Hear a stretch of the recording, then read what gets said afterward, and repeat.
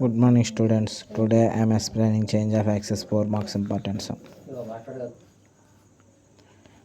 Let capital X capital Y be the new coordinates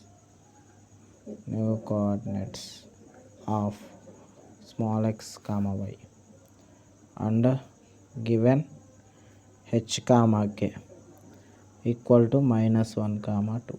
This is the point. Okay, what they given? Find the transformed equation. Formula is there: x equal to x plus h, y equal to y plus k. Okay, x equal to x plus h, x minus 1, y equal to y plus k, y plus 2. Okay, this substitute small x comma y in equation 1. This is the equation 1.